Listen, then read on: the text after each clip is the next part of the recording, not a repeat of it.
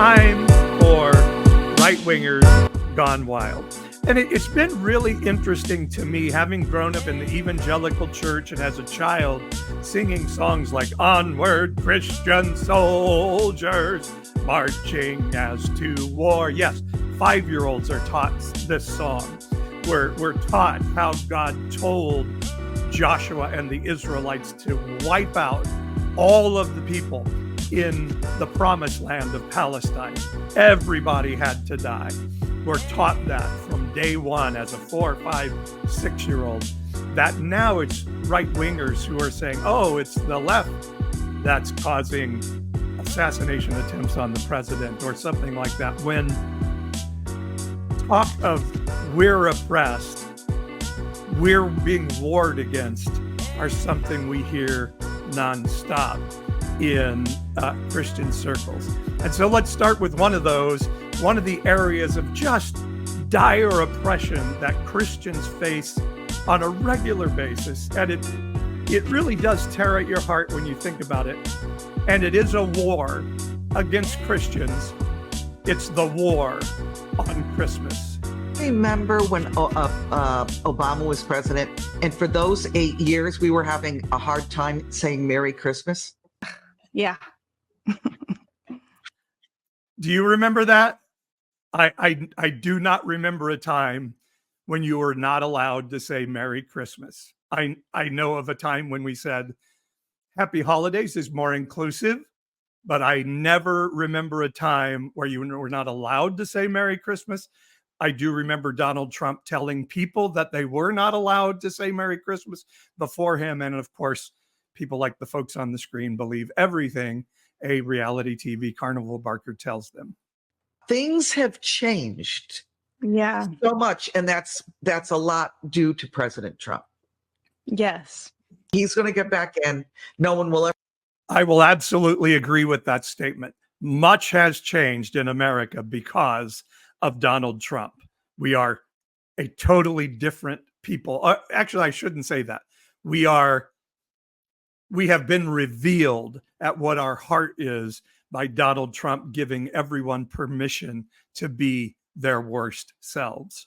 Never convince me otherwise. If nothing else, Prophet Kim Clement said 2 terms. And so I know that it's going to happen. We don't know when. People believe Prophet Kim Clement prophesied Trump being president. If God talks to Kim Clement, he never bothered to tell him or any of the other prophets from my religious heritage that a pandemic was coming that would shut down the entire world. Not a one of them said, oh, there's a pandemic coming and we're all going to have to stay in our homes for like a year. You would think God would want to mention that to somebody along the way rather than just saying Trump's going to win in 2020 and then prove to be wrong, unless you're a QAnoner. You know, that's up to God, but God's playing rope-a-dope. When it's time, it will definitely be time. And also, my dad said something interesting yesterday, that a president could be president up to 10 years, not 8. No, he can't. And again, this goes to we can be told anything and we can believe anything as a right-wing Christian because we've been groomed to believe the unbelievable. And we've been groomed to not question the unbelievable. We've been groomed to believe that a God is going to come in the sky and take us out of our pajamas and take us out of our car, leave our pets behind, and fly to heaven. You can be a president for 10 years if you take over the term of another person and then are elected to 2 more terms. There's not just a way you can say, presto changeo, we really love Donald Trump, therefore we want him to be president for 10 years. And sadly, as I keep saying, poor right-wing Christians, you're being lied to. You're being lied to from the pulpit, from your podcast, certainly from your media and websites put together by a guy who lives in his dad's basement. And I just urge you just for a second, if your beliefs are from God, there should be no hopefully you are worshiping the one true God, and that God is telling your prophets what is true. There should be zero fear of challenging those beliefs to see if they're really true. So step outside the echo chamber, get yourself a little sun, note that the sky is actually blue, and say, is there a chance, like so many other Christians in history, like Saul of Tarsus, that I'm believing something that is not true and not in alignment with heaven? And maybe those two women who were on the screen will do that one day. But you see how it's this idea. This election is not between Kamala Harris and Donald Trump. It is between God and pure evil. That is the belief. That is what has been inculcated and indoctrinated in the crowd. Then mix in a whole big lump of misogyny. And if you don't believe me, listen to this right-wing pastor praying against Vice President Harris. Say, even as you told me to say in 2015 against Hillary Clinton, I now declare against Kamala Harris. Yes. Kamala. Gee. Why can you guys not say her name? That according to James 1:11, that her campaign is as grass, and that she is even as the flower of the grass, and that the burning, searing, exposing heat of God now causes her campaign and her herself to wither away, and to become as nothing. That there would be exposure from the radiance of who you are. Wither away. Is he praying for her to get sick?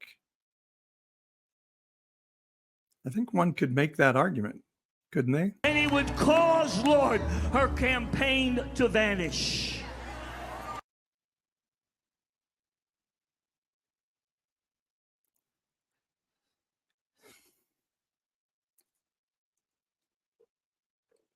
That she's like the grass and the flowers that you can, I guess, take a lawnmower and just dispose of.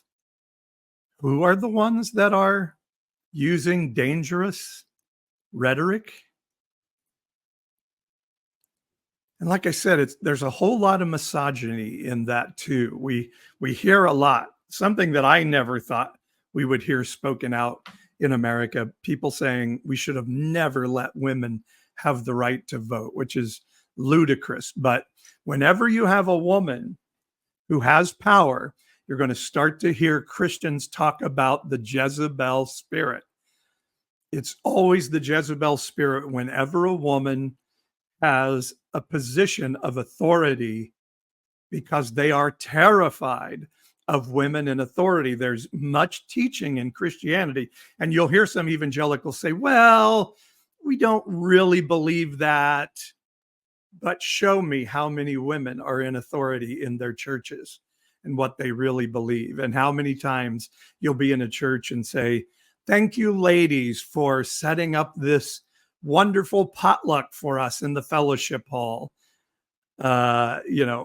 Just check that. And so here is a man I know named Lance Wallnow, who has really gone off the cliff of reason. Seven Mountains guy, and note the use, because Vice President Harris is a woman, that it's the Jezebel Spirit that has her in the position of making Donald Trump look like a doddering, old, lying fool. Elections coming 5 days after Halloween. Another high holy day for all the Satanist crazy people. And what you're seeing now is a real Jezebel. When you've got somebody operating in manipulation, intimidation, and domination, especially when it's in a female role, trying to emasculate a man who is standing up for truth. See, how can a woman win a debate over a man? That's a Jezebel spirit. That's emasculating of a man. That is not allowed in patriarchy, where men have to be in charge for it to be a godly pursuit, right? You're dealing with the Jezebel spirit. So with Kamala, she can look presidential, and that's the seduction of what I would say is witchcraft. That occult spirit, I believe, is operating on her and through her, similar to with Obama, that there's a kind of an angel of light, charisma. You can see it at the DNC. The good news is Jezebel may be the spirit you're up against, but then Trump has like an Elijah mantle on him, probably from the intercession of 1 million Christians. Oh, this thing of Trump. Is he King David? Is he Cyrus? Is he Elijah? Is he Jesus, the Messiah himself? It changes based upon what they need him to be at a given moment. And by the way, I love Pucky in our live feed on YouTube says, great costume idea for Halloween. I'll dress up as Jezebel. I love it. Actually, if you got a Jezebel, you have an Elijah. So we have to double down in intercessory prayer. Again, Elijah in the Bible threw Jezebel, or had her thrown down from a high window, and she splattered open on the bricks below, and dogs ate her intestines. This is what these people are talking about. Elijah killing Jezebel, basically, because she had emasculated the king, King Ahab. And now here's Kamala Harris emasculating Donald Trump. So she must have a Jezebel, seductive, manipulating witch's spirit. Warfare mode. We've got to lean into this thing, because the Elijah mantle can break the spell of witchcraft off America. God can tear the veil, and unless that veil is torn, we have a lot working against us. Yeah. See how it's always, and I cut out part of this, but he was talking about warfare prayer. Like this Christian discussion, we're at war. We are at war with pure evil. So any means, I saw somebody post something yesterday on social media, like, we can lie. This is something I heard Christians say about Muslims for years. Like, as a Muslim, you're allowed to lie to trick people for the purpose of advancing Islam. And now I see Christians saying we can lie. In the New Testament, it was the idea that a group of religious people could kill Jesus for the purpose of MIGA, making Israel great again. Because when you marry your politics and religion, as Lance Wallnow and another person I know there, Mario Murillo, who I loved, but they've married politics and religion. And so now morals and means to an end, it all becomes malleable. And that's what we see there. And so they're talking about horrible things because they are having a war against evil, not a political argument where they want their side to win the election, the other side wants their side. But at the end of the day, kind of like the spirit of the debate last night at the time of this recording, like, we're all Americans. We really want a solution here. We just disagree on how it should happen. That's the way politics should work. But Donald Trump came and made it into, I'm great, I'm good, you're horrible. Immigrants are horrible. Trans people are horrible. They're evil. Democrats are eating babies. I just laugh every time I say it. But the sad thing is, people like Lance Wallnow believe it. Or if they don't believe it, they're propagating it, even more evil. They're propagating it to people who will believe it so they can manipulate them to vote for the person that gives them political power, which is the opposite of who Jesus Christ was. And so a lot of my friends ask, like, why would Christians like Donald Trump. And I remember interviewing Kristen Dumais, who wrote the book Jesus and John Wayne, which is a great book.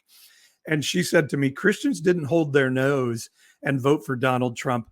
Donald Trump was exactly the candidate they wanted. A vile, break the rules, Bruce Willis in Die Hard kind of a character that will do anything to advance the cause. And I really didn't agree with her at the time, but now I see it. And I see how the grooming of Christians, particularly evangelicals in the evangelical church, has caused them to long for an autocrat, a dictator to run things. How Paul Weyrich, the mastermind of the moral majority, not a pastor, a political operative, who said democracy doesn't work. We're never going to be in charge. As conservative Christians, we have to learn how to get around democracy. And Christians really have adopted, if you read Project 2025, they've lived this out, and we've got to get around democracy and learn how to be a minority in charge of the country permanently. So they love autocrats and dictators. And if you don't believe me, listen to this young Christian podcaster here. Also, Russia is a Christian nationalist nation, actually Orthodox Christian. I'm Russian Orthodox. So, I actually support Putin's right to protect his people and always put his people first, but also protect their Christian values. I identify more with with Putin's Christian values than I do with Joe Biden. So, there is that. There is that there. Christian nationalist countries also are a threat to the global regime, like the Luciferian regime. It wants to mash everything together, but Putin takes care of his people. He looks out for his people. Unbelievable. And by the way, I just got banned again from live on TikTok. I don't know how TikTok, I don't believe this, something. I'm not sure why I got this restriction. TikTok should allow content.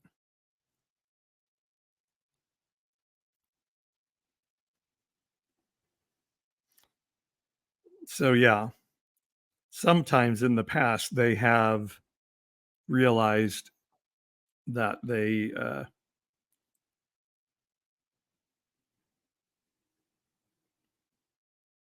okay, so I've submitted my appeal, so we'll see. But you see, autocrats, we need a dictator so that Christianity can be in charge of the country and we can make America great again by our race. Oh, did I say that out loud? Our religion, we mean, not white Euro Christianity. We're not saying that. But a dictator who rules his people with an iron fist and has twice now invaded in the last decade sovereign nations with the desire to take their land and their resources. This woman is saying, I really side with him. I think he's a really good guy. And that's because they've been taught autocracy is the way to go. And democracy allows evil to flourish because the people are original sinners and want evil to happen. By the way, quick note, I'll do this just for a second. If you're interested to know how the religious right took over Christianity, I wrote a novel about it called Religious Right, Religiously Wrong. And it's a modern day parable, my vision of how Christianity was taken over by the religious right, how people are trapped in it and would like to get out, even though they don't realize they're trapped or that they want to get out, and how the transformation of a person out of the religious right can have huge ripple effect transformation on the world around them. Which I would love it if you would get this book and read it, post about it on your social media, give it to a friend, buy another for another friend. And as this election season is coming, and it's so confusing to people, why are Christians like this? I guarantee if you read this book, Religious Right, Religious Wrong, Religiously Wrong, you'll get a better understanding of the people you're dealing with and why they believe the way they do, as we're talking about here.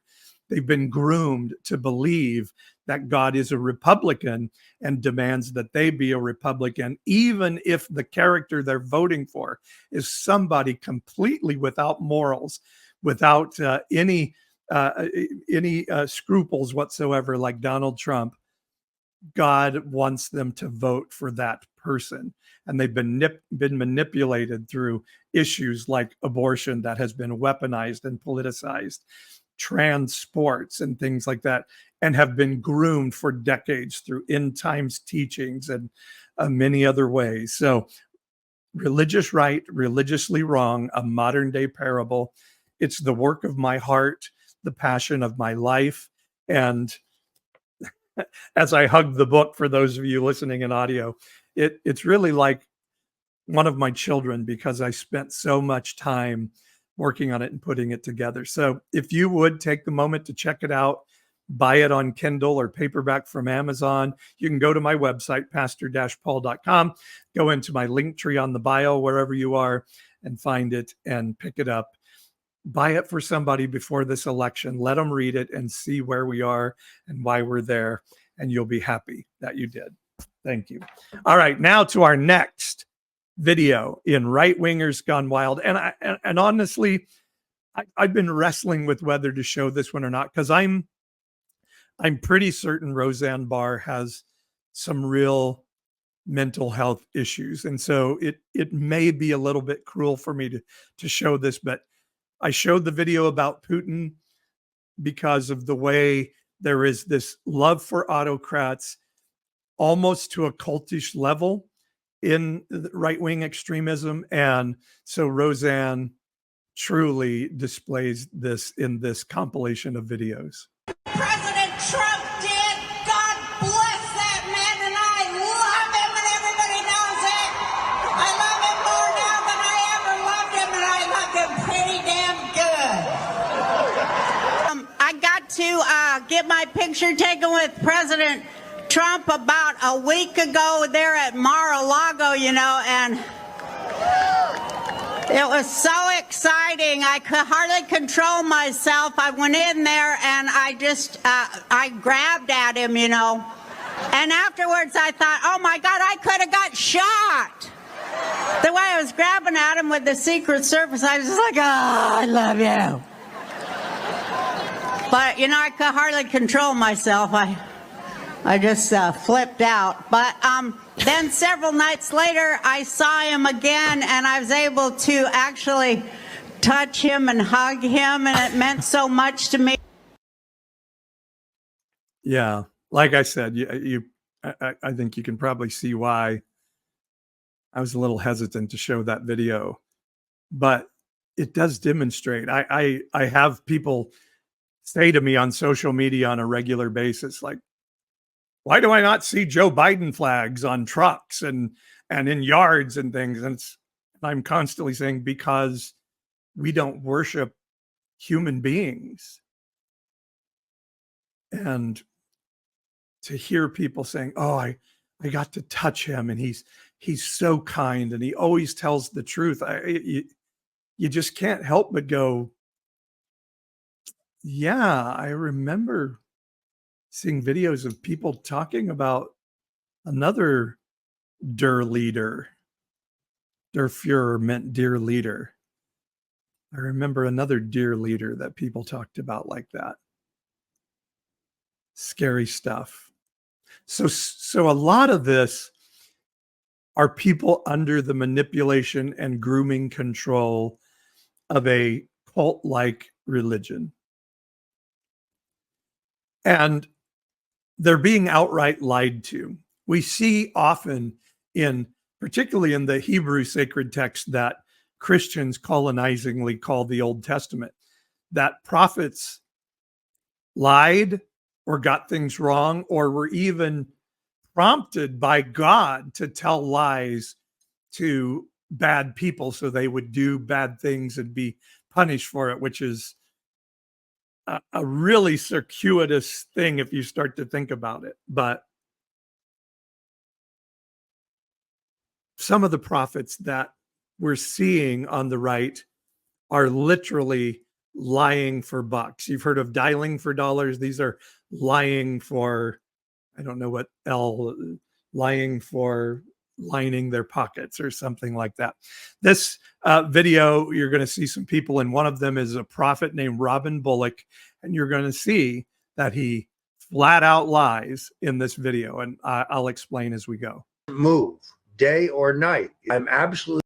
So that is Roger Stone on the bottom. He is a criminal that was pardoned by Donald Trump. He should be in prison. He was on Richard Nixon's team and administration as a very young man during Watergate. He has a big tattoo of Nixon across his back. That is, the top picture is Steve Strang there. For those of you who are listening on audio, we see like a stacked picture of Steve Strang and Roger Stone, and a picture of the White House with like a circle around something above it. And what they're pointing to is like a red ball above the White House in a picture. But what Roger Stone is doing on Steve Strang's show, The Elijah List, that's for prophets, I have no idea, because Roger Stone is nothing more than a political criminal, not a prophet. Convinced about the inherent evil of what's going on in the White House, what's going on in the country. And I think it's imperative that people know about this, that people of good faith, that Christians know about this, and we begin a national, essentially a prayer assault to close the portal. Give me a couple lines of a prayer. So what Roger Stone is saying is this picture shows this red ball over the White House, and that is a portal of evil where evil beings are coming from the beyond into this world, and it's what's happening in the White House that is drawing them in. I edit it for length, but he's saying that's what's happening. And now they're going to ask Prophet Robin Bullock to say a prayer to close the portal. Robin, that would say how to pray to close this thing. Because if millions of people hear this, what would they say to pray? What would they need to pray? Satan is only afraid of one thing. So we have to stand up and quote the word, the name of Jesus. Every knee should bow of things in heaven, things in earth, things under the earth, and every tongue should confess that Jesus Christ is Lord. Now, you spirit of hell residing in that portal, trying to get through into this earth, I bind you in the name of Jesus. I deny your access to this planet. You cannot come through it, and you have to bow your knee to the name of Jesus. Now you're talking about something that can actually stop him. Awesome. I said, Lord, send. Okay, that was Robin Bullock, prophet, talking about how to pray this portal closed so that evil doesn't come through the work of the White House into the United States. Now we're going to see Robin Bullock on another TV show, Christian TV show, with a lot of people with bad hair. Maybe I'm not one to talk on that. Talking about this portal from a very different perspective. Stop him. Awesome. I said, Lord, send the fire. The Elijah moment. Then this portal forms over the White House. So he says a portal forms over the White House, and we're seeing the exact same picture that Roger Stone was talking about with Robin Bullock on the other podcast, saying this is where evil is being brought into the world by Joe Biden. Same picture.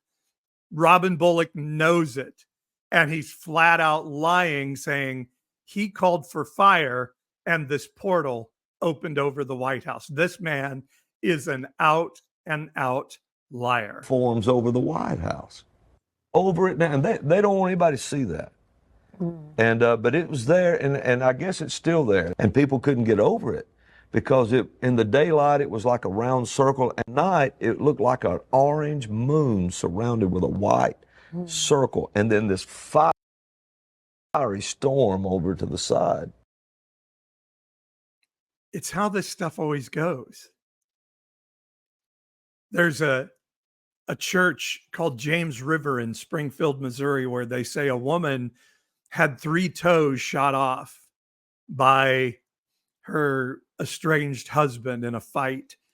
And then they prayed and the 3 toes grew back. And somebody began to ask, can we see proof of this miracle of these 3 toes? And it was a person in the church who really wanted to know, are these things true? And he totally got blown off there. Blown off, that's a bad pun. Sorry about that. He was told again and again, no, we don't make our people who have miracles into pony shows. Doesn't move. Sorry. And so the man started a website called Show Me the Toes, where he is now asking people for proof of miracles. And in this age of cell phone cameras and video cameras, you would think if hundreds of thousands of miracles are happening everywhere, we would have video of it happening. We would have pictures, before and after pictures all over the place. And even a podcaster named Tara Jean Stevens from Heaven Bent met the woman who gladly talked to her and showed her her toes and explained to her how they had grown. And Tara Jean said, they sure looked like there weren't toes there to me, but who am I to question the woman on her own feeling of her miracle? Which is very kind. But here he is, in a very Donald Trumpish way. People couldn't believe it. It's always that way, isn't it? The people nobody's ever seen anything like this before.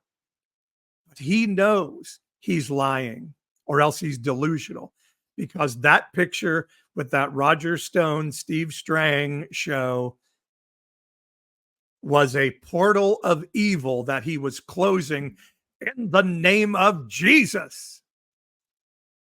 And then on the next show, I called fire down from heaven, and there it is. Same picture.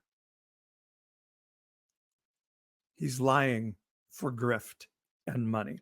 All right, let's finish up with, and the part of the reason why this stuff is so effective on right-wingers is when you're willing to believe anything and not challenge what you believe, then intentionally trying not to learn and be educated on things becomes very important. And just listening to what you're told in your echo chamber is really important. So this is a guy named Matt Walsh, who is a horrible, terrible person. He's being interviewed because he's made a documentary about racism in which he makes the statement, if you think you're not racist, then you're not, which is dubious indeed. But he's talking about the dog and cat eating thing of Haitians in Springfield, Ohio. And he's talking about, well, why would we want Haitians in our city? Because they're going to bring their terrible life practices from a third world country into our cities. And that's a terrible idea. And suddenly, shockingly to him, he gets a history lesson on why maybe the United States holds a little bit of responsibility for why the Haitians are here in the first place. Even people on the right now are saying Republicans have singled out Haitians. We're importing thousands of people from the third world who are coming into communities, and nobody thinks that it will benefit America to become more like Haiti. Or I would see what he's saying. If Haitians come, they're going to make our cities more like Haiti. And I want you to explain to me how that's a good thing, because Haiti has to be bad. And what he's not saying is, because there are brown people there. challenge anyone, if they do think that, to explain how that's the case. When you look at Haiti, what part of Haiti are you saying to yourself, we need more of that? Right. We don't want a marine invasion and occupation of the United States that constantly decapitates governments. Ooh. Now he's getting challenged on, oh, wait, maybe it's not totally the Haitians' fault that they live in a struggling country. Maybe there's, say, a really big, wealthy, militarily powerful nation to the north of them that makes it difficult for them to survive as a very wealthy, progressive nation themselves. And takes the money out of the country. We wouldn't want to be like basically the United States that constantly decapitates governments and takes the money out of the country. We wouldn't want to be like basically a colony that the entire West spends 200 years punishing after the Haitian Revolution. That's not entirely why Haiti's in the position that it's in. I mean, at a certain point, as a country, you have to stand on your own 2 feet. Now here's Matt Walsh saying, oh, wah, wah, blame America, blame the white man. There you go. It's in. I mean, at a certain point, as a country, you have to stand on your own 2 feet. But at what point is that? They elect Aristide, and we overthrow Aristide. Then they elect Jovenel Moïse. Jovenel Moïse is assassinated a bunch of people with American connections, and then we install in 2021. Like the United States installed the prime minister that we just ousted. Like, so we could say, okay, yeah, you got to get over the 200 years ago, but like we're still doing it. Yeah, I mean, and I'm not in favor of. I'm very non-interventionist in my policies, so I'm not in favor of most of the things that we're doing in other countries. We just made the new government in Haiti in a hotel room in Jamaica. I love this. He's like, yeah, well, that's bad, but no, this is happening right now. We are doing this right now. And do you think maybe if we're doing it in Haiti, maybe we're also doing it in the other places people are coming from that we hate, like, say, El Salvador and Mexico and Venezuela? And what other brown people do we hate? Maybe we're doing it in those countries too, like we have for the last 200 years. And then we insisted that whatever government we made in Jamaica had to allow Kenyan troops to come in under the flag of the UN. Remember history class? Well, maybe you don't, Matt. Remember the Monroe Doctrine that was then later updated by G.W. Bush, that anything that happens in this hemisphere, we're in charge of. That means all the Central American and South American countries don't get to be ripped off by European countries anymore. They can only be ripped off by us. In order to go to war with the gangs. Yeah, I'm not interested in, if it were up to me, I'm not interested in doing anything in Haiti. Like let Haiti be. And all those guns that the cartels have in Mexico, do you know where they got them? Do you know where they were manufactured? You know who gave them to them? Americans. And you know who brings their fentanyl across the border? No, it's not those people crossing the river at El Paso that you hate. It's white people coming across the border and flying in. It's American citizens that are carrying the fentanyl in because the brown people know it's too risky and the cartels know it's too risky for the brown people to bring it in. So they pay white people a shitload of money to betray their own country and bring it in. But yeah, Donald Trump told you it's brown people and you don't care enough to learn the truth because you like being able to say, it's the Haitians, the pet eaters, right, Matt? Haiti and take care of that. That's sort of my whole point here. Let them take care of themselves and their own problems. I'm also not saying that there's like never a scenario where we would let someone from Haiti into the country.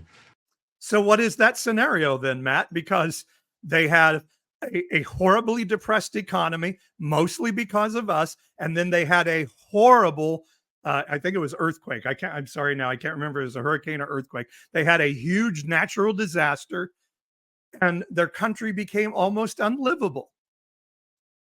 And so their people came to us asking for help. We gave them temporary sanctuary, and a lot of them went to Springfield, Ohio, where they needed workers, and they were very good workers. And the Springfieldians said, bring more of your relatives because we need more workers. And yes, they've had some trouble with overcrowding in the hospitals and the schools, but the employers are saying, wow, we're really happy to have these fabulous workers who are buying homes in our city and are making our economy turn up. So when is it, Matt, that it's okay for people who have problems caused a lot by us and the natural disasters to come and live out the American dream in our country? But I guess your assumption there was that it is Haitian people that are creating the conditions on Haiti, and that if the Haitian people come to Springfield, they will recreate the conditions well, but I don't think you Haiti in Springfield. Whereas what I'm saying is that it's actually the U.S. that has. I don't think you can entirely put it on largely. But it's still a country comprised of people, right? But without its own autonomy. But you can't. I don't think you can entirely put it on the United States. Like, the Haitian people have nothing to do whatsoever with the state of their own country. I'm perfectly willing to, as I said, agree that a lot of the United States sort of adventurism and interventions. Wow, he's trying to tap dance. In other countries has been unwise, and I'd prefer for us to focus on our own country, not try to build governments in other countries.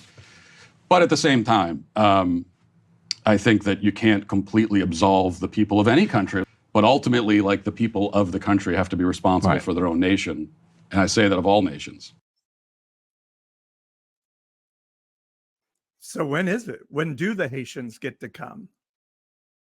And when do we not call them pet eaters or some other put down that has been used throughout the entire history of America to put down immigrants, not just Haitians, but all kinds of brown people, and also Italians and the Irish and the Poles and a whole bunch of other people that we just decided weren't good enough to be here after we got here. And this is the post-Donald Trump world. We had these feelings always. Donald Trump has just given people permission, particularly evangelical Christians, to put a voice to these horrid inner voices and make them now external. Sorry for my diatribe there, but this is horrible. That J.D. Vance, a vice presidential candidate, is willing to make up stories of people in his own constituency to say racist epithets that have been used in American history forever to put down people groups, and then claim to be a good Catholic. Read your fucking Bible. I love that Tim Walz used the Bible against Vance last night. We are not a good people.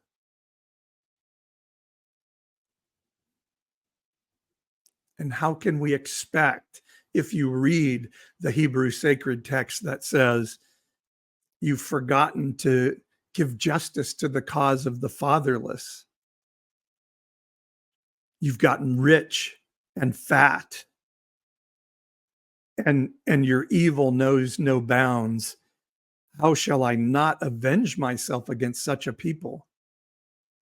And yet here we are saying we deserve to treat people horribly at our southern border. I'm not saying we can't have an argument of how to best manage our southern border, but if our heart is, well, we'll make up stories if we have to scare people so that we can treat people badly at our southern border, that's not a godly stance in any way, by any definition, and certainly not a Christian one, because Jesus would never, ever have done that. I know this is Rightwingers Gone Wild and is supposed to be funny, but I find nothing funny about that. People like Matt Walsh are super dangerous, and they are so attractive to right-wing Christians because when you're told over and over again you're dirt and an original sinner and inherently terrible, the only way you can feel better about yourself is say, well, I've measured myself against the rules and I'm better than those people over there. I'm better than those, I'll call them illegal immigrants, even though they're legal. Because I want more political power and I want more stature. I'm better than those trans people. You name the group, I'm better than them. At least I'm better than those people. It's horrifying, and it's not Christian. It's not Christ-like. And it is in service to their leader, Donald Trump. And so my hope and my spirit that I send out of this to everyone today is, if you are a right-wing MAGA Christian, or if you're close to someone, that there could be a moment that you could be introspective to think, is there a chance this person is right? And that I'm under the control, like has happened so often through history, of a Christianity that's gone off the rails and is now on the wrong side of history. Because Romans 12:2 says, don't be conformed to the age or era or echo chamber that you're in, but be transformed or transfigured, completely changed, like the caterpillar into a butterfly, by the never-ending renewing of your mind, so you can know what is good and right. And I believe if you're not willing to challenge your beliefs, you don't really believe they're true, because if they were truth from heaven, you would have no fear of challenging those beliefs. They would be so easily proven true that you would never be afraid to challenge them.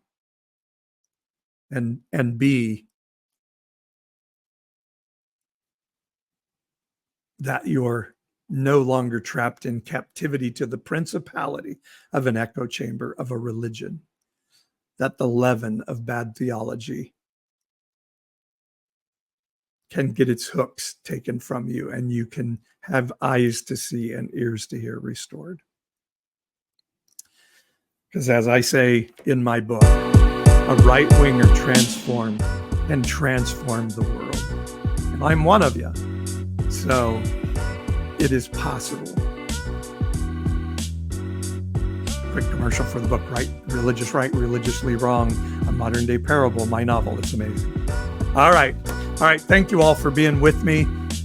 This is what breaks my heart, is Christians that are so groomed and so indoctrinated that they can't even have a reasonable conversation. All they can do is, I love you, brother. I love you, as I condemn your ass. Love you guys. Talk to you soon.